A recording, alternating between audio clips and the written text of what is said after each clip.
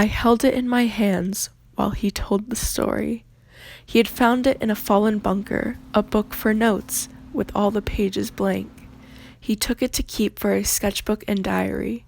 He learned years later when he showed the book to an old bookbinder who paled and stepped back a long step and told him what he held, what he had laid the days of his life in. "It's bound," the binder said, "in human skin." I stood turning it over in my hands, turning it in my head. Human skin. What child did this skin fit? What man? What woman? Dragged still full of its flesh from what dream? Who took it off the meat? Some other one who stayed alive by knowing how to do this? I stared at the changing book, and a horror grew.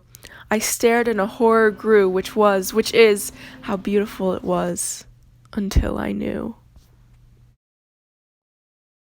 This is an analysis of the 7-stanza poem, The Book, by Miller Williams.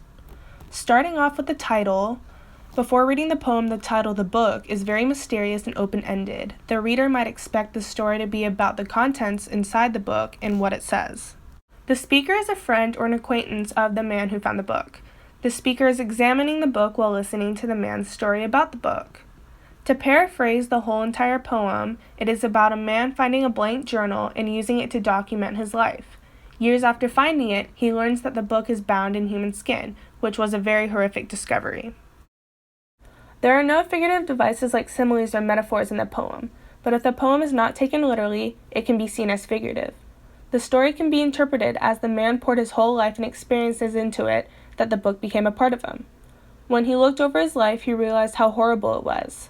While the book was supposed to be a beautiful memoir, it turned out to be a horrific creation. The attitude or tone is inquisitive and mysterious at first. The speaker did not know anything about the book and was interested to learn more about it.